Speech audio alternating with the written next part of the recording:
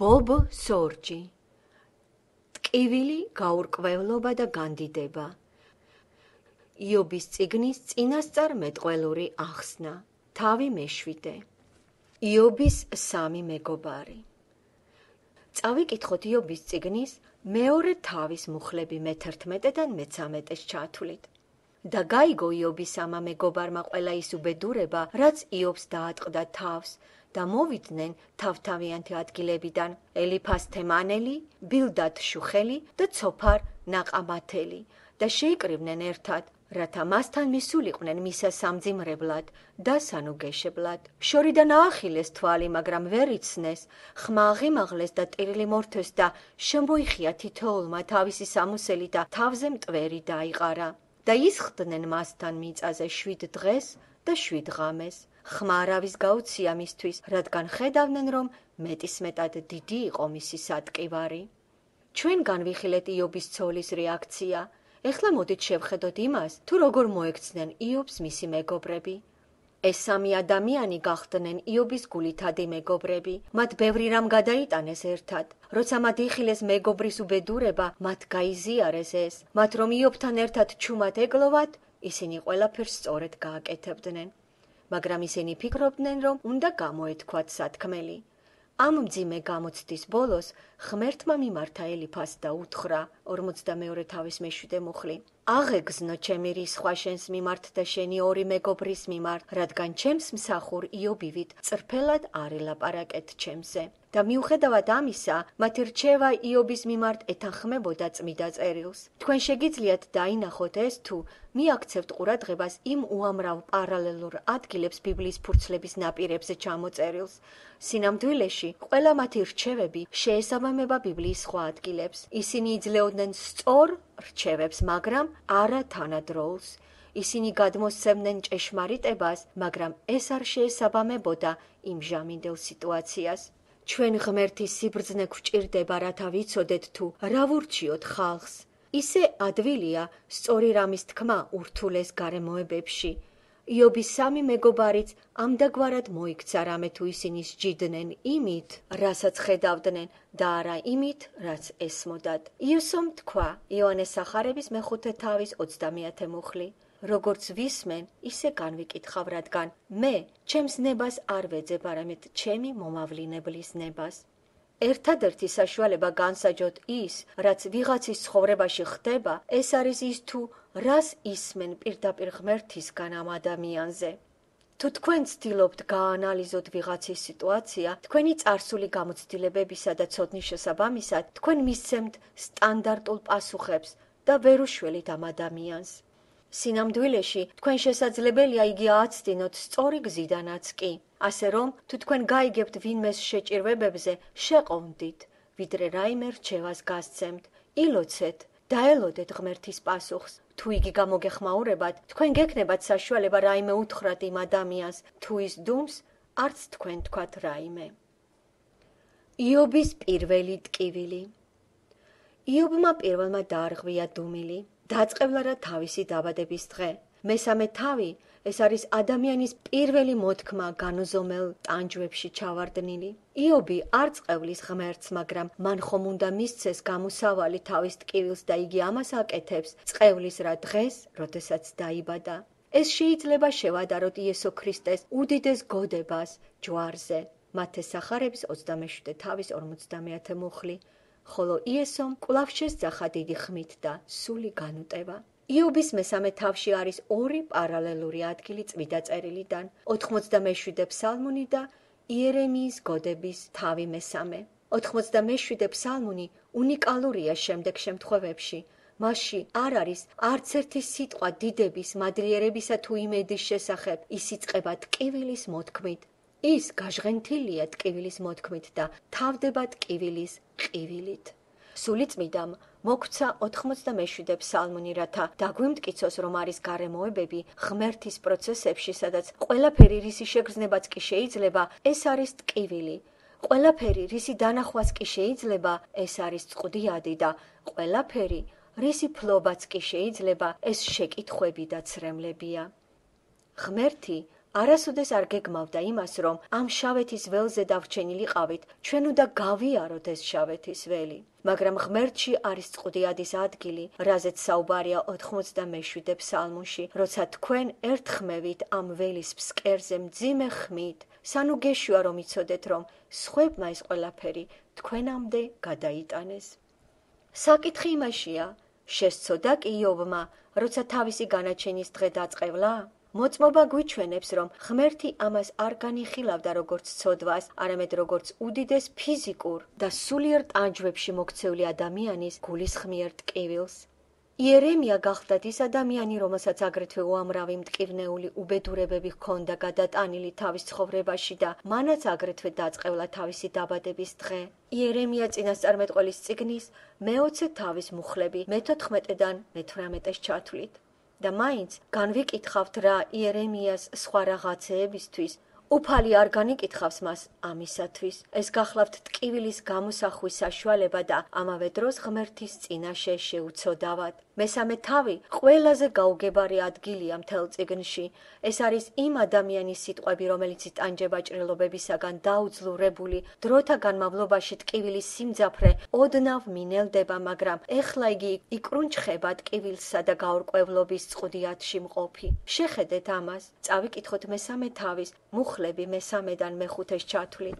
დაიქცეს ის დღემე რომ გავჩნდი და ღამე რომელმაც თქვა კაცი ჩაისახა, ის დღე დაბნელდეს აღარ მოხედოს მას ღმერთმა ზეგარდმო, აღარ ინათოს მასზე ნათელმა, მოიცვას ის ბნელმა და სიკვდილის აჩრდილმა. მესამე თავის მუხლები მე-11-დან მე-13-ს ჩათვლით. რატომ არ მოვკვდი გაჩენისთანავე, მუცლიდან გამოსვლისთანავე რად არ გავთავდი? რად მიმიღეს მებებია ქალის მუხლებმა და რად შემეგებნენ დედა ჩემის ძუძუნი მოსაწოვებლად, რადგან ახლაც რომ ვიწვებოდი და მშვიდებული, ძილში ვიქნებოდით მოსვენებული. მესამე თავის მუხლები მე-20-დან 26-ს ჩათვლით. Რაღაც მიეცა ტანჯულს ნათელი და სულ გამწარებულ სიცოცხლე, სიკვდილის მონატრულებს და ვერ მომპოვნელებს, დამარხულ განზე მეტად რომ ეძებენ, უზომოდ გახარებულებს და ახტაცებულებს საფლავის პოვნით. რად მიეცა ნათელი მკაცს, ვისი გზაც დაფარულია და ვინც ალყაში მოიმწყუდია ღმერთმა. რადგან ჩემს პურს, ჩემი ოხრა წინ უსწრებს და ჩემი კვნესაც ყალივით იღურება, რადგან მეწია შიში, რომელიც მაძრწუნებდა და რაც მაშინებდა ის მომივიდა, ჩემთვის აღარც სიმშვიდეა, აღარც შვება და არც მოსვენება, მოვიდა მშფოთვარება. იობი არ აპირებს თვითმკვლელობას, მას ძლიერ ეშინია ღმერთის, რათა საკუთარი თავის სიცოცხლეზე თავად მიიღოს გადაწყვეტილება. იგი თავს არ მოიკლავს, მაგრამ მწარედ ნატრობს, რომ ეს თავად ღმერთმა გააკეთოს. იგი განიცდის ისეთ ტკივილს, რომ ემბუდარება ღმერთს, წაიღოს მისი სიცოცხლე. ეს ტკივილის სიღრმე არ რჩება მასთან, მაგრამ ამ წუთას ეს არის ის, რასაც იგი განიცდის. იგი ნატრულობს სიკვდილს. მაგრამ სიკვდილი გაურბის მას. იობი არ ღვევს დუმილს და ამჟამად მის მეგობრებს არ შეუძლიათ თავშეკავება, მათაც უნდა გამოთქვან თავიანთი აზრი. როგორ შეეხება ეს იობს?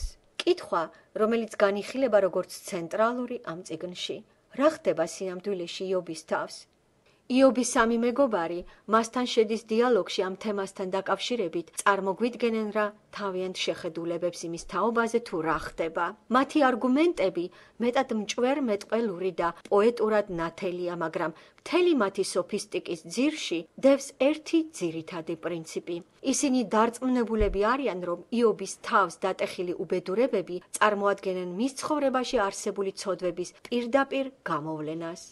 და აქედან გამომდინარეობს შემდეგი რჩევა: მოინანიე, ღმერთი განგკურნავს შენ და შენ აღმდგარი იქნები იმ ცხოვრებისთვის, როგორიც ის უნდა იყოს.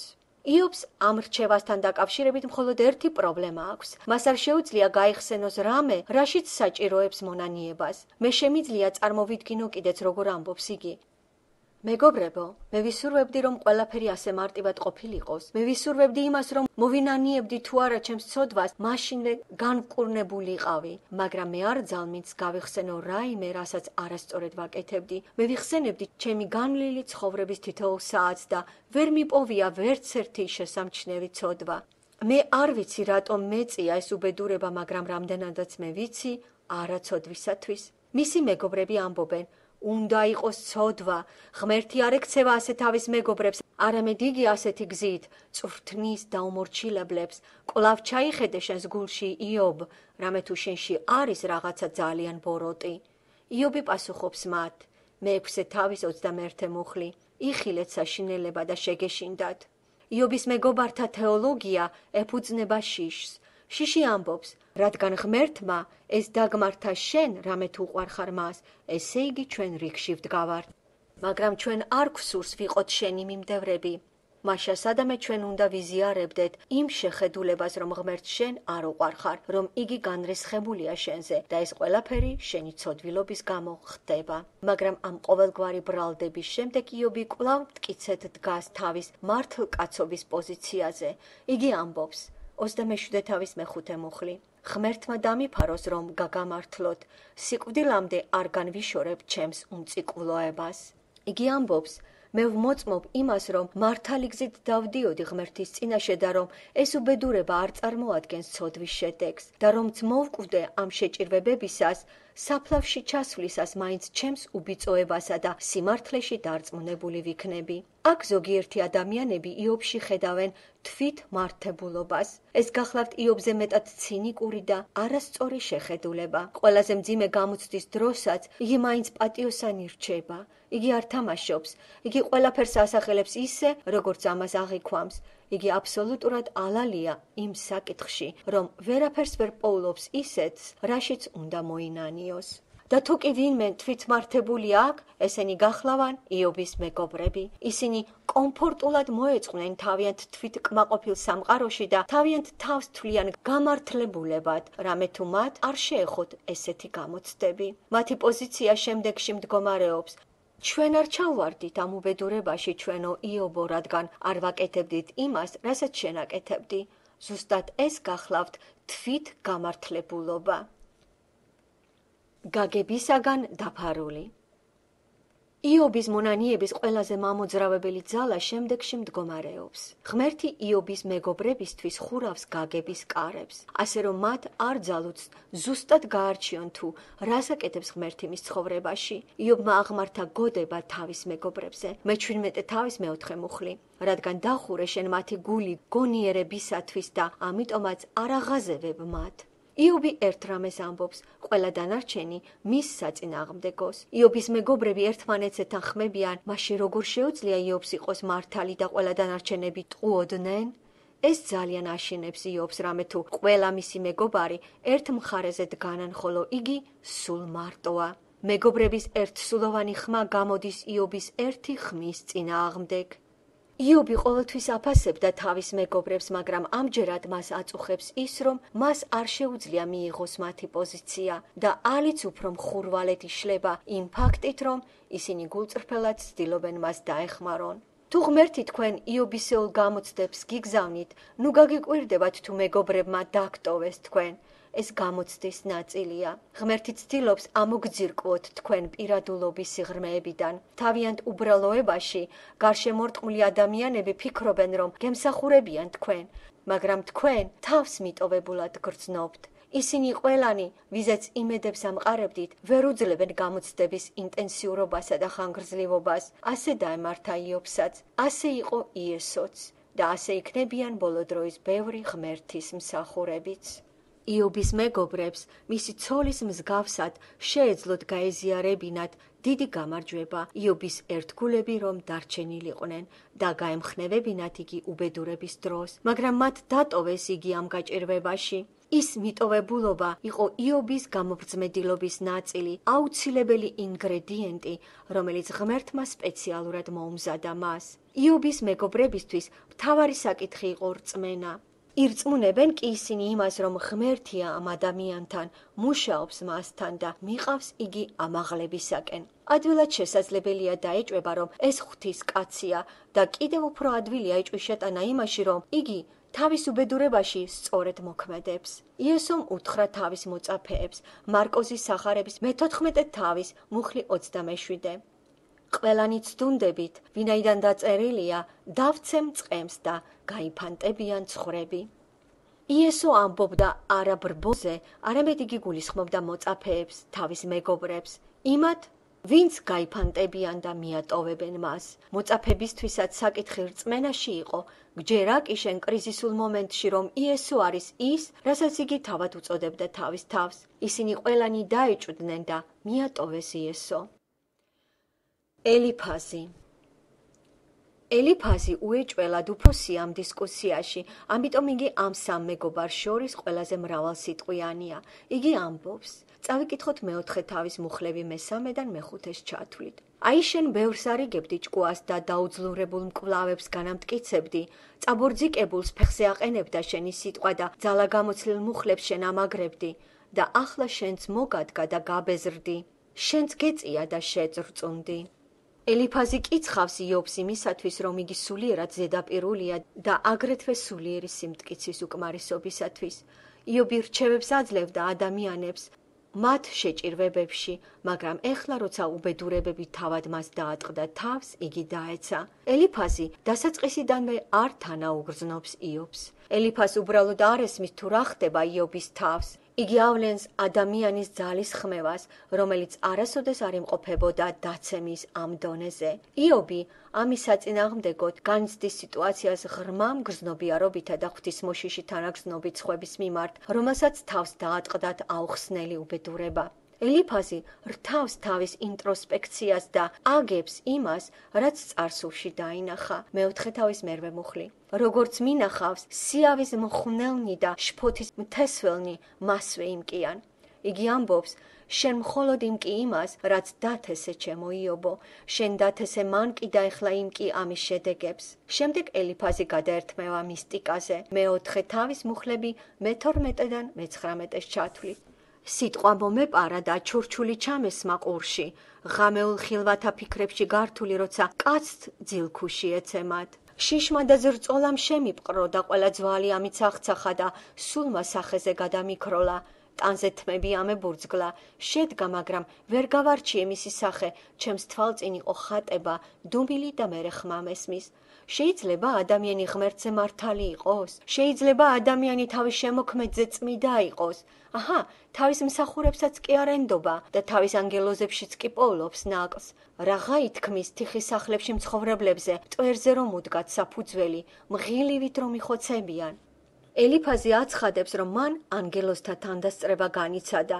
ეს ერთადერთი წინასწარმეტყველური სიტყვა, რომელიც მოუვა იობს, რამე თუ ელიფაზი აცხადებს, რომ მას გააჩნია ზეციდან წარმოგზავნილი სიტყვა იობის მიმართ. ეხლა იობი არა მარტო ტკივილისაგან იკრუნჩხება, არამედ მან უნდა გაარჩიოს არის კი ეს წინასწარმეტყველური სიტყვა, ჭეშმარიტება.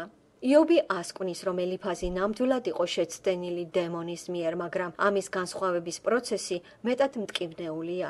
ეს არის ის, რაც კიდევ უფრო აძლიერებს იობის მკაცრ გამოცდას. როდესაც თქვენ ცეცხლის ქურაში აღმოჩნდებით, სხვები აუცილებლად მოვლენ თქვენთან ღმერთის გზავნილით. ზოგიერთი მათგანი ჭეშმარიტი იქნება, ზოგიერთი ტყუილი. და ამათ შორის განსხვავების ნახვის პროცესი ამოატრიალებს თქვენს სულს. ჭეშმარიტი სიტყვები გაამაგრებს თქვენს სულს, ხოლო ყალბი მოახდენს ალის გაძლიერებას და სინამდვილეში დააჩქარებს ღმერთის მიზნების განხორციელებას თქვენს ცხოვრებაში. ელიფაზი ახდენს კიდევ ერთ დარტყმას. მეხუთე თავის მუხლები მე-3 და მე-4. ვნახე, უგუნური ფესვს იდგამდა და მყისვე დავწყევლე მისი სამყოფელი. შორს არიან მისი შვილები ხსნისაგან, კარიბჭესთან დაბეგვავენ და არავინ ეყოლებათ მოსარჩლე. ელიფაზი ამბობს: შენ იობო, არასწორად იქცეოდი და ამის შედეგად შენი შვილები დაღუპულ იქნა. ეს ბოროტულად ნათქვამი სიტყვებია და თუ არსებობენ ასეთი მეგობრები, რაღა საჭიროა მაშინ მტრები.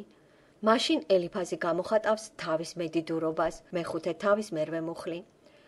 მაგრამ მე ისევ ღმერთს დავეკითხებოდი და ღმერთს მივანდობდი ჩემს საქმეს. იგი ამბობს, ეს რომ მე დამმართნო და ნებამომეცი გითხრა თუ მე რას მოვიმოქმედებდი. დაე ღმერთმა განგვან თავისუფლოს ჩვენ ასეთი მედიდური აზრებისაგან, იმის თაობაზე თუ როგორ განვუმკლავდეთ ტანჯვებს, რომლებიც სხვებმა გადაიტანეს თავიანთ შეჭირვებებში ამ დაცემულ სამყაროში. ეხლა ჩვენ მივადექით ამ წიგნის ყველაზე მნიშვნელოვან გარდატეხის მომენტს. ელიფაზი ახდენს იმის მოწმობას, რისი ციტირებაც ხდება ახალ აღთქმაში, მეხუთე თავის მე-13 მუხლი. იჭერს ბრძენ კაცებს მათივე ცბიერებით და მზაკვართა თათბირი ფუჭი ხდება. ელიფაზი აბსოლუტურად არასწორად იყენებს ამ ჭეშმარიტებას და მიუხედავად ამისა, ეს გახლავთ ჭეშმარიტება. პავლეც ახდენს ამის ციტირებას პირველ კორინთელთა წერილში მესამე თავის 19 მუხლში. დიახ, ჭეშმარიტების თქმა შეიძლება აბსოლუტურად არასწორ სიტუაციაში მისი გამოყენებით. სატანა ოსტატია ასეთი ხრიკებისა. შემდეგ ელიფაზი აკეთებს მეტად ზუსტ განცხადებას. მეხუთე თავის მუხლები მე-17-დან მე-19-ს ჩათვლით. აჰა, ნეტარია კაცი, რომელსაც ამხილებს ღმერთი და ყოვლად ძლიერის სასჯელს ნოუკუაგდებ. თვითონ ლახვრავს და თვითონვე უხვევს წყლავს, მაგრამ მისივე ხელები კურნავენ. 6 გაჭირვებიდან გიხსნის შენ და მე-7 გზის არ შეგემთხვევა ბოროტება. ელიფაზი 100%-ით მართალია. იობი ემორჩილება ღმერთს, მაგრამ აი სად ცდება იგი? მას ღგონია, რომ იობი ფარხმალს ყრის თავისი ცოდვილობის გამო. მას არ ესმის შემდეგი ჭეშმარიტება. იობი ემორჩილება ღმერთს თავისი განსაკუთრებული ღვთისმოსავობის გამო.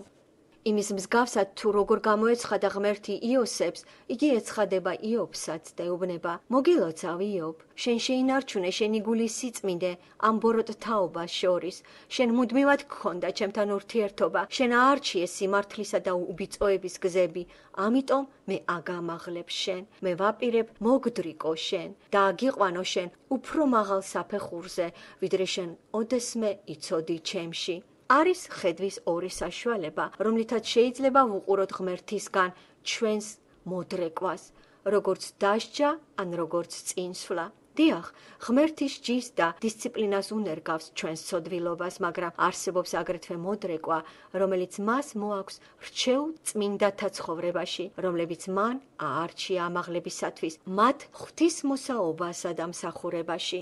თავის მეორე სიტყვაში ელიფაზი ამბობს, მე-15 თავის მუხლები მე-9 და მე-10. ისეთი რა იცი ჩვენ რომ არ ვიცოდეთ, რას ხვდები ისეთს ჩვენ რომ ვერ მივხვდარვართ, ჩვენ შორის თმაჭაღარაც არის და მოხუცებულიც მამაშენს რომ აღემატება დღეებით. ელიფაზი გამწყრალია იობზე, რადგან იგი არ უგდებს ყურს უფროსების სიბრძნეს. ელიფაზი აცხადებს, რომ ასაკოვანმა ხალხმა საკმარისად დიდხანს იცხოვრა, რათა ჩასწვდომოდნენ ღმერთის სიტყვებს. მას არ ესმის ის, რომ როცა ღმერთი ანადგურებს მიწას, ვერანაირი ყველაზე ძლიერი გამოცდილება ვერ დაგეხმარება. ყველაზე ხანდაზმულები და ყველაზე ბრძენები თავს იმდაბლებენ ღმერთის წინაშე ბავშვის დონემდე, მაშინ როცა იგი ამჟღავნებს თავის გეგმებს დროის დასასრულის თაობაზე. გამოცდილებას, ასაკს, ამ მდგომარეობას არ აქვს მნიშვნელობა. როცა ჩვენ ვიმყოფებით რთულ მდგომარეობაში და არაფერს არ ვიღებთ ღმერთისგან, ჩვენ არაფერი არ გვესმის. თავის მესამე სიტყვაში ელიფაზი სარკასტულად ეკითხება იობს. 22 თავის მე-4 მუხლი.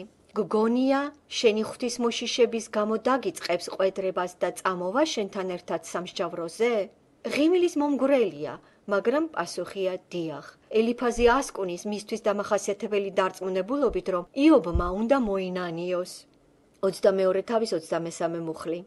თუ დაუბრუნდები ყოვლად ძლიერს, აშენდები, მოაშორე უსამართლობა შენს კარავს. ბილდადი. ბილდადი საუბარში მეორე ერთმება. იგი წარმოთქვამს ერთ-ერთ ყველაზე სასტიკ, უგრძნობ მტკიცებას ამ წიგნში.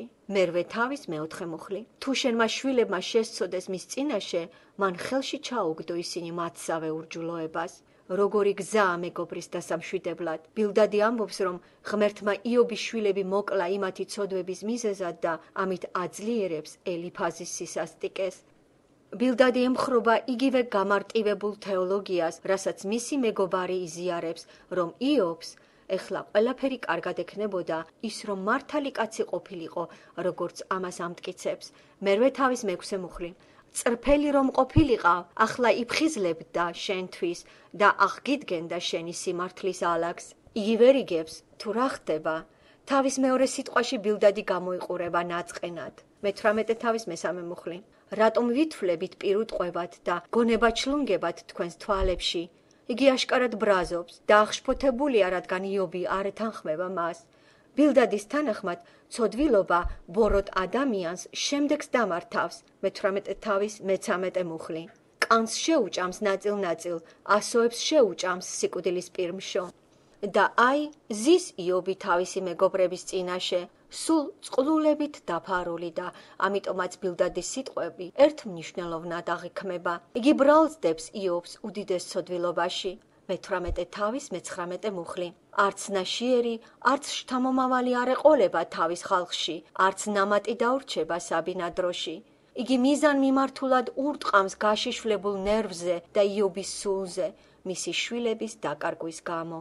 ეს დაუჯერებელია, მაგრამ იობის მეგობრები მიზანდასახულად ურტყამენ იობს, რათა მიანიჭონ მას მაქსიმალური ტკივილი.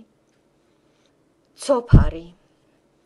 ცოფარი ეს უკანასკნელი და ყველაზე მოკლესიტყვიანი მეგობარია. იგი ამბობს, მე-11 თავის მე-6 მუხლი და იცოდე, რომ ღმერთი შენი გულისათვის ივიწყებს ზოგიერთ შენს შეცოდებას. ცოფარის შეფასებით, იობის ცოდვა იმდენად დიდია, რომ ღმერთი მოწყალებასაც კი იჩენს მის მიმართ და არ სჯის სათანადოდ. ის ფაქტი, რომ იობი ასე ძლიერ იტანჯება, ხოლო მისი მეგობრები არა, მათი აზრით მეტყველებს იმაზე, რომ ისინი იობზე მართლები არიან. იფიქრო საკუთარ თავზე, როგორც უფრო მართალ ადამიანზე, ვიდრე სხვა არის, ძალიან ადვილია და ამითაა დაკავებული უმრავლესობა ჩვენთაგანისა. მიაქციეთ ყურადღება იმას, თუ რას გვეუბნება წმიდა წერილი. ფილიპელთა მეორე თავის მე-3 მუხლი. არაფერი გააკეთოთ ჯიბრით ან პატივმოყვარეობით, არამედ თავმდაბლობით, საკუთარ თავზე მეტად შერაცხეთ ერთმანეთი. ცოფარი წარმოგვიდგება ყველაზე ემოციონალურ და მგრძნობიარე ადამიანად თავის სამ მეგობარ შორის. იგი ამბობს, მე-20 თავის მე-3 მუხლი. რადგან ჩემს შეურაცხყოფელ შენიშვნას ვისმენ და ჩემი გონების სული მათქმევინებს პასუხს, ცოფარი გამოიყურება ნაწყენად. იგი იობის კომენტარს თავის თავზე იღებს და პასუხობს საკუთარი თავმოყვარეობა შელახული. მისი პასუხი ჰგავს ზედმიწევნით მყისიერ რეაქციას. იგი აღწერს ცოდვილ ადამიანს შემდეგნაირად და აქ უეჭველად გულისხმობს იობს. წავიკითხოთ მე-20 თავის მე-15 მუხლი, მე-18-დან მე-20-ს ჩათვლით და 29 მუხლები. იგი ყლაპავს დოვლათს, მაგრამ ამოარწყევს, ღმერთი გამოუდევნის მას მუცლიდან, დააბრუნებს ნაოფლარს და ვერ ჩაყლაპავს, დოვლათის მიხედვით იქნება ნავაჭრი, მაგრამ ვერ ნახავს კმაყოფილებას, რადგან ჩაგრავდა და ივიწყებდა ღარიბ ღატაკებს, სახლს ანგრევდა და არაშენებდა, ვინაიდან არასვენებდა მუცელი, თავის სასურველს ვერაფერს გადაარჩენს და მისი სახლის დოვლათი გადაივლის და წაილეკება მისი რისხვის დღეს. ეს არის ხვედრი ურჯულო კაცისა და ხვედრი ღვთისმიერ ნაბრძანები. ცოფარი საუბრობს ისე, თითქოს მხედველობაში ჰყავდეს ცოდვილი კაცი, მაგრამ იგი ისე აშკარად აღწერს იობს, რომ ეს მეტად ნათელი ხდება, რომ იგი მიუთითებს იობზე, როგორც არამართალ ცოდვილ ადამიანზე. ეს გახლავთ ცოფარის უკანასკნელი სიტყვები. იგი გამოთქვამს ამას და შემდეგ დადუმდება. იობის სამი მეგობარი ერთში თან ხვდება. როცა ღვთის რისხვა თავს ატყდება ადამიანს, ეს გახლავთ ამ ადამიანის ცოდვილობის ინდიკატორი. იობი აცხადებს, რომ იგი არის გამონაკლისი ამ წესში, მაგრამ ისინი მას ვერ ეთანხმებიან. ეს იყო ერთი ხმის წინააღმდეგ მიმართული შეთანხმება და ეს არის იობის გამოცდის პრინციპი.